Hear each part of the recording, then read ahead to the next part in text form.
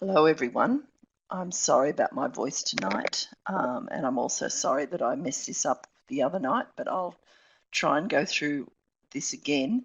The only difficulty with doing it without anyone on board is the fact that it's not as easy to respond, because a lot of the stuff that we do is part of the conversation.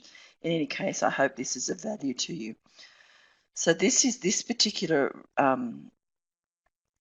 online meetup is really about assignment 4. There's a lot of stuff that people are into. I know that some of you are approaching completion of part 1, but I'm going to go through a few things that I just really want to make sure that you're okay with and that you've covered off in the process of this development of the game project. So there's a few things I wanted to talk about first off, and one is that think back to when you started designing your game project. What was it about that design that actually made you decide which way you were going to go? Because when we're talking about games-based learning, it has to be in relation to what the game can do, so it includes game mechanics and everything else, but it's also got to be about learning. So consequently, this is what my question in front of you is about here. What is it about Csikszentmihalyi and Vygotsky that is a good fit for gaming? Now, you've come across both of these theorists in your readings in the modules. If you don't mind, I'll just keep calling him Chicks because it just becomes quite difficult to pronounce that name all the time.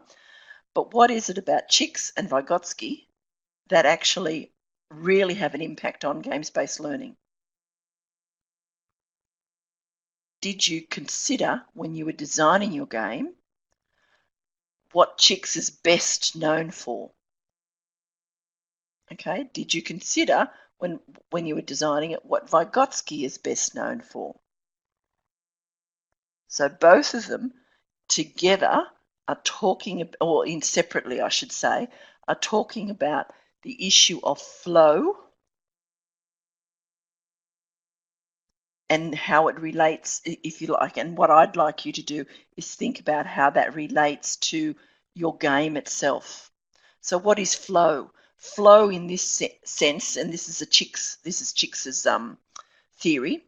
When he's talking about flow, he's talking about how well does the student get into the zone of whatever he or she is doing. All right. So when, I know I'm using a colloquial term when I'm talking about getting into the zone, but it's probably the best way of describing flow.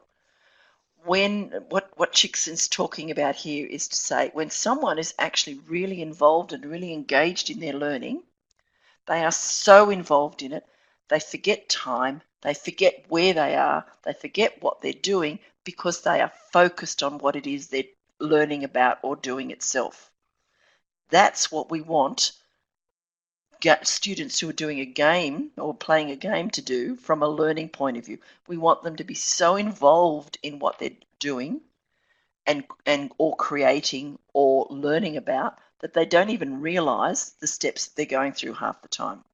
So Chicks's flow theory is really important to think about when you're game building.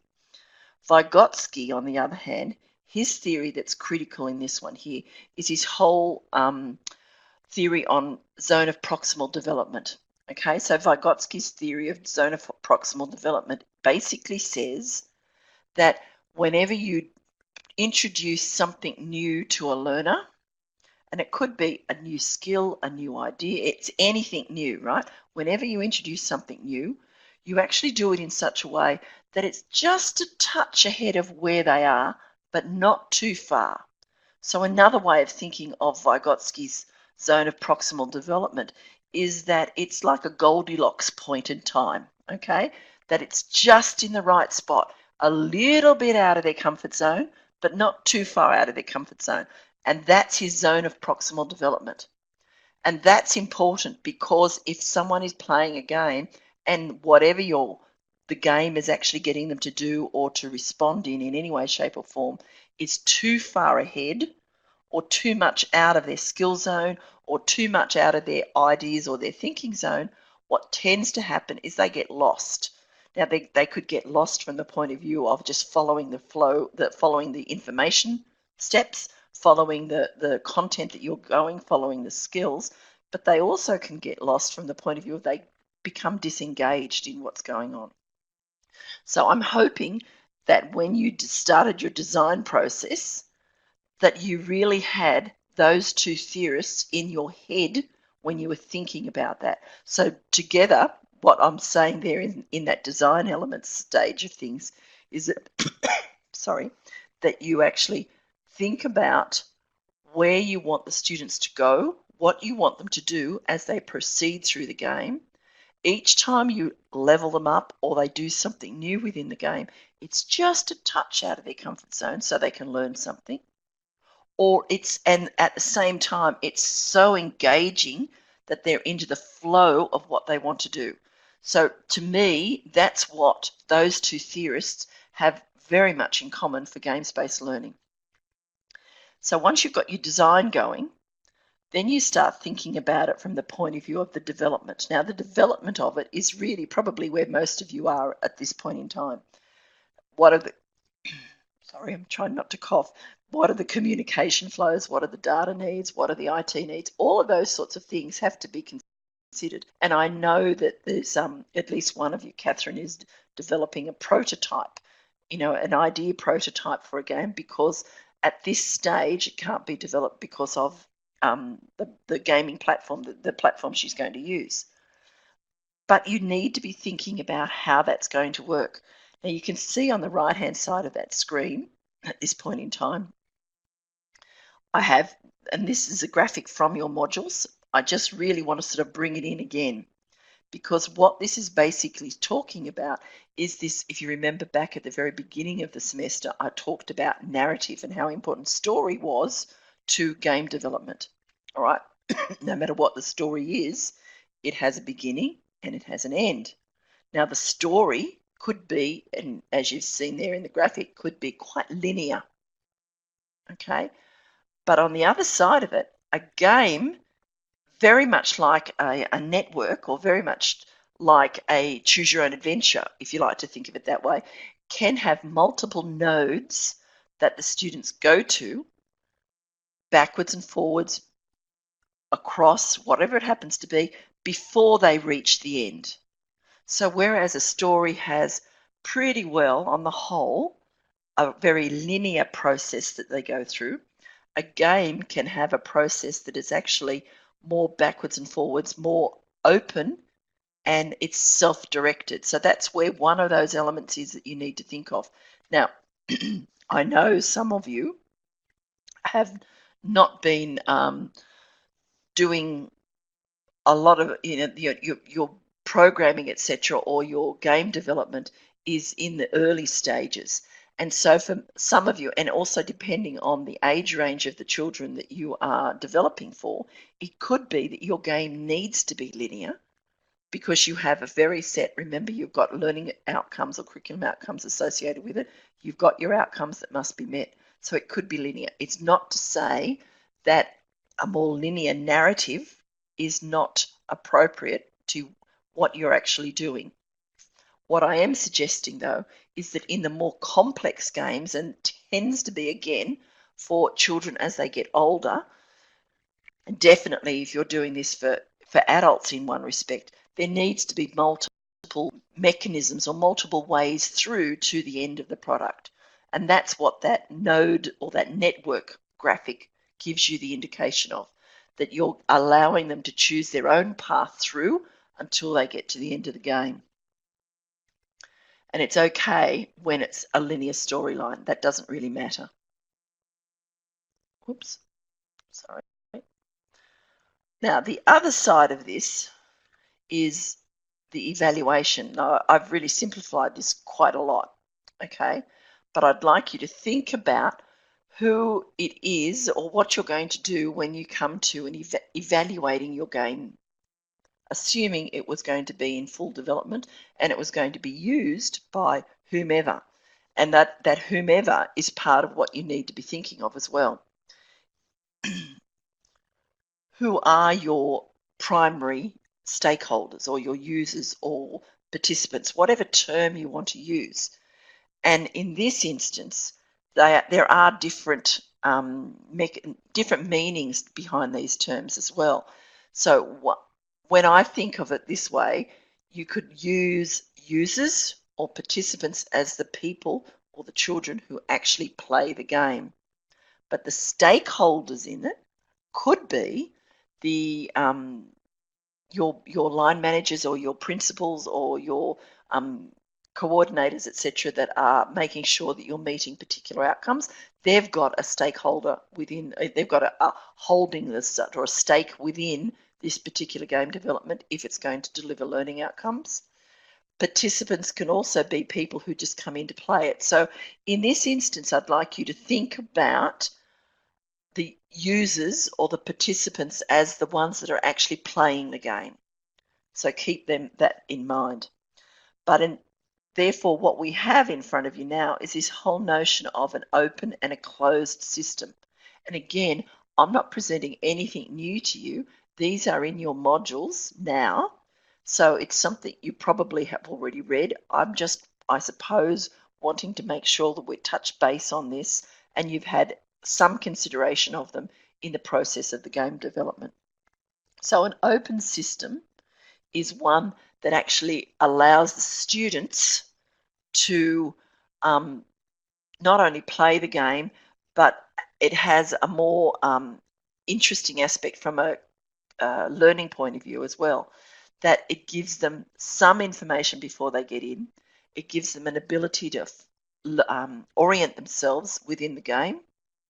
They play it, and then there might be an assessment at the end that allows you to actually say, okay, where is this particular student up to at this point in time?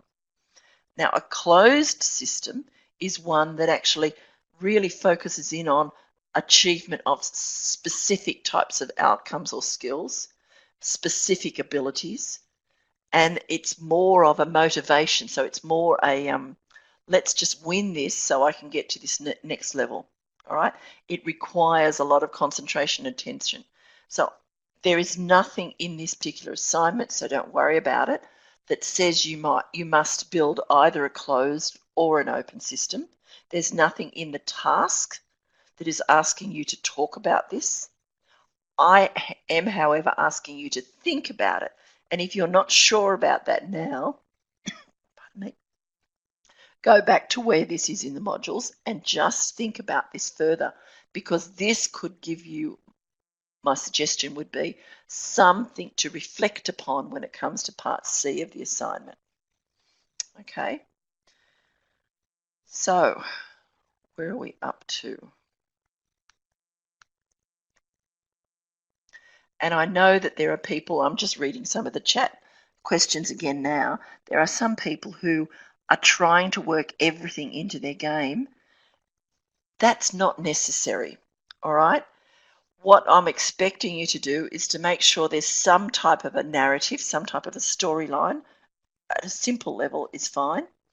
I'm expecting to see game elements or game mechanics within your game, but I'm not expecting you to sit down and tick off to say, yes, I've got that one, yes, I've got that one, yes, I've got that one. Depending on the age range of the children that you're doing it for, depending on the purpose of the game, depending on the product or the platform that you're developing it in, it may be that you've only got half of the game mechanics because that's appropriate for the game that you're developing. So don't worry if you haven't got absolutely everything in the game. It'll come back to setting your scene, so to speak, in part A when you're talking about who your users are going to be and what the learning outcomes are going to be. So you set that, and then the game will follow and the game mechanics that you incorporate will follow based on those decisions. And I'd really make sure that you don't try to stretch yourselves too far. I hope I've been pretty open in the point that I want you to actually extend yourselves, all right? I want you to have fun, but I don't want you to stress so much that you actually don't get things finished. So now what I'm saying is, especially when I'm seeing again some of the stuff in the chat, is I'm saying is, yes, there are some really cool things like VR. Don't do that. That is way too much at this point in time. This would be something, though, for you to think about again in your critical reflection. If you can see how your particular game project could move into a VR environment, that might be something you'll talk about and where it could go. Okay, so I also want you to think about whether it is appropriate that the students have a particular set of questions or whatever it happens to be. So don't worry about having absolutely everything there. I'm going to, in a little while, I'm going to actually go through the rubric again and I'm going to talk about that. I want you to really focus on that and make sure you're ticking those sorts of boxes because that's what will make you pass. What I wanted you to do in the development of the game is have fun and think outside the square. Sometimes that thinking outside the square has made you think so far out you've actually created a bigger than Ben-Hur arrangement for yourself. So I want you to actually think back in, pull some things back in and make it feasible. Make sure that you don't go so far out that it's too hard to get back. Okay, so sorry, I'm just scrolling through things again. So what you have in sorry, what you have in front of you now is the rubric. Now, again, as in the last one, what I've put up here is what the criteria for the marking rubric are talking about. And then I've just used the credit line this time, the column, sorry, to actually really look at that and think about what it is you have in it. So you have 3 parts to this assignment. Each part requires writing of some sort for sometimes a slightly different purpose, but they all require writing. Part A is actually asking you, and you'll get credits if this is where you go through, for how the context, in other words, the situation analysis or the background, how that is outlined, where the purpose, the subject area, the audience, you've identified that, and you've given the ideas relevant to the particular product you've selected to develop the game in. So for instance, if you'd selected Kahoot as your game platform, then you'd have to think very carefully about the questioning, etc. So you'd make sure that that was working really well because that's the particular platform or the digital product you've developed in. In selecting Kahoot, as an example, you would have identified what the needs of the users are, and it could be that they're young users, they need some sort of structured support, whatever it happens to be. And those users you've identified, for instance, if they're Kahoot, it might be their stage 2 class, and therefore that's again why you're using it. So as long as you've got all of that in, you'd be ticking all those boxes for part A for a credit. And there are evidence of the readings in the subject materials. So for instance, in part A, again, you'd need to be referencing this back to what your subject materials are saying. Okay, you would be moving into the distinction end of that, or the distinction side, if you were referencing not only your subject materials, but also materials outside of the subject modules themselves. So that tends to be the difference between a credit and a distinction is more along the lines of 2 things. One, the breadth and the depth of the information that you're using. So you've used the subject materials and you've also used materials wider than the subject itself. And not at a superficial level, but you've gone into more depth with it. And the second thing that usually you find the difference between a distinction and a credit is that your analysis of the material is deeper in a distinction area than it happens to be in a credit. Okay, now part B, of course, does involve writing, And what you have to do here, if you look in the criteria, it basically says that I'm looking, when I'm marking it, I'm looking that you've identified and made use of relevant game mechanics. So again, notice it says relevant game mechanics, not all of them, just the ones that are appropriate for your particular project. You've utilized intrinsic motivation. You've got an authentic learning experience. You've used good game design principles. And then you've showcased how that game design project itself, or the game project itself, meets or relates to learning outcomes. So part B incorporates the game-based learning project itself, and I have to keep saying that because not everybody will necessarily be developing specifically a game. It may be the prototype of it. So for some people, it's all going to be text-based, and for others, it'll be, the actual platform-based. So, but you'll have all of those in there. I can see that your game has been well planned, that it's got the design features that are consistently applied. So, if you decide that the Kahoot is going to have characters relevant to the age range of the children in stage 2, then they're across the board within the game. So all of those sorts of areas of design are applied appropriately. Again, that I can see that the users that you identified in part A are very specifically obvious within the game project itself. Okay, again, there's game mechanics, etc.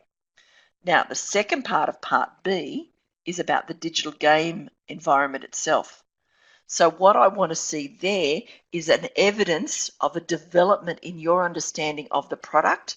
So you might have used Minecraft for education, you might have used Kahoot, you may have used a whole range of different platforms, but there's evidence that I think Amy, for instance, has used Neverwinter, so there's evidence that you have been able to work within that environment, and your knowledge of what it can do and what you can do are developing, that you've used the key considerations of that particular environment. So for instance, a key consideration of Kahoot is that it's usually based around a sequence of questions that have a timing, may or may not be involved, but tends to be. Okay.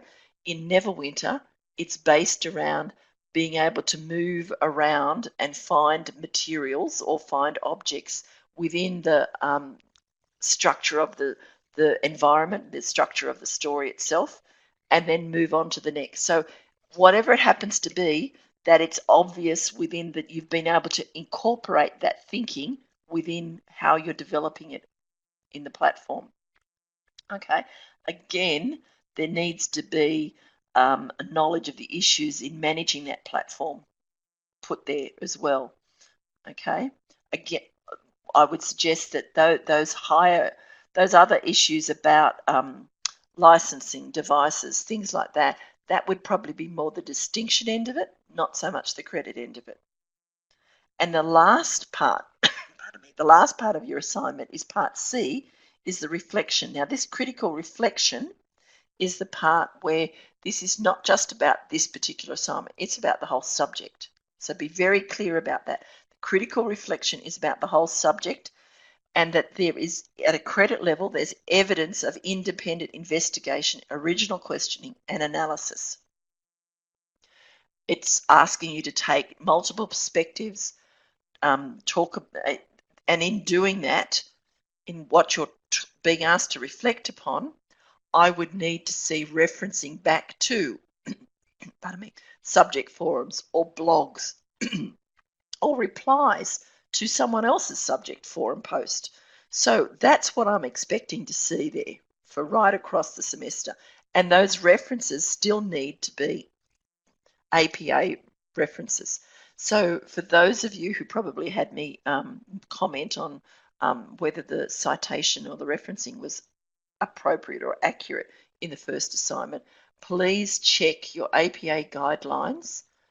Again, make sure that you have that covered well, because I would expect, especially in Part C, That's really what I'm looking for. I would be looking for you giving me a link back to, if you're referencing, for instance, that you posted on a particular topic in your blog post, I would expect a link back exactly to that blog post. Or if you're saying that you're commenting and there was a conversation between you and some other one other student in this subject on the forum, I'd expect a link back to that. So that's what I'm looking for here.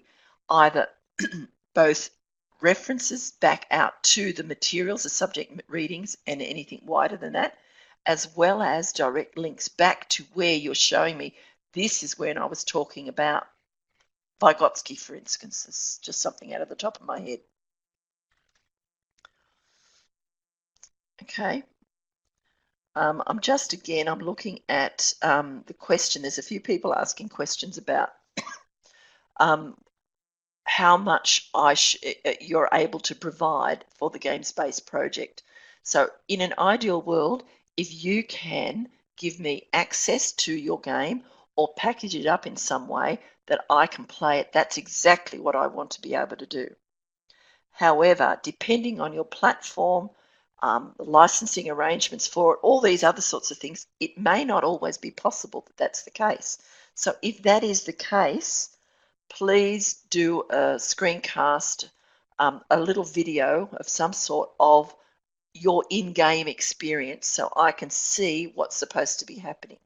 You don't have to take the entire sequence. If it takes more than 7 to 8 minutes, then it's going to be a large video file. So just take the core part of it, and then you should be able to embed that within your blog post, because what you're asked to do for this assignment is to actually put parts A, B, and C onto your blog, onto your ThinkSpace blog. Now, you could put them all in the one post. So part A will be the rationale side of things, all right? Part B is a link to if your game, or a link to the video showing me your game, all right? But also some responses to that part B. And part C is your final reflection. So if you wanted to, you can put all of them within the one blog post and just separate them out as part A, B, C. Or if you'd rather, you can put 3 separate blog posts, one for part A, one for part B, and one for part C, which is why I've said here that all I need you to do is to submit one Word document via Easts that has the URLs of your blog post for each part, assuming that it may be different if you decide to do them in separate posts. But if it's the same blog post, then it'll be just the one URL that you'll submit for all parts A, B, through and C. Let me see. I'll just check I've covered that one. Laurie's asked if you can include a video of a student talking about playing the game. I think that would be great, especially as part of your Part C critical reflection, because that would be an element of whether you had achieved the game itself, especially if the student's talking about what they learnt or what they liked, or what was the challenge in there. If there was a challenge that they were able to do, then you can sort of do if you like, a reference link back to Vygotsky's theory. If they're so engaged in it, you could do a reference back to Chicks or any of the other theorists and the subject material. So if you can do that, that would be great. And I've noticed Catherine has said that there's to put all of this in would be way more than the number of words that you've been allocated for this particular assignment. And I'll say this, and I say this knowing exactly full well what I'm putting myself in for, but I'm happy to read however many words you decide to write. The only thing I would have to mark you down on is if you don't put the required number of words in, plus or minus 10%, of course. But if you want to go to 5,000 words, Catherine, then that's fine. You go for it. I'll read it. Just remember, I'm prepared to do that. There are some people, some lecturers who, and normally speaking, I'd have to say this is me as well, all right, but there are sometimes you've got to be careful not to just assume that other people will do the same thing, because they're within their rights that if the assignment says 2,500 words, that if you go over 2750, then you have gone over your 2,500 plus 10 or plus or minus 10%, which means sometimes if you're taking the letter of the law, they won't read the rest of the assignment.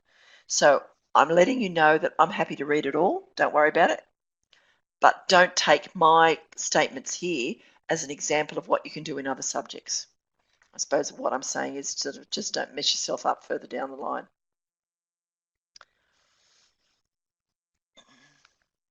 Now we're up to Q&A side of things, and there's been a few questions that I've answered as we've gone through. But there's one that Catherine asks about, does the uni check the assignments once they're marked? And it's important, I suppose, especially if you're partway through your course, to realise that there is a process for this. And so when assignments, and this is the same right across the board in every subject, when assignments are marked, the marker takes a sample of assignments from, if there've been any fails, but usually from passes through to high distinctions. So a sample from each level that's been marked, and those samples are sent to another person, a moderator of the subject. So every subject is assigned a moderator, and those samples are sent to the moderator so that the moderator can check, for instance, to see that the marker is being, number one, fair, and that the samples are in line with what is the requirements for an HD, a D, a credit, etc. Okay. Now, if it is a subject that's got a large cohort, so it's not this subject, because for you, I mark all of your assignments.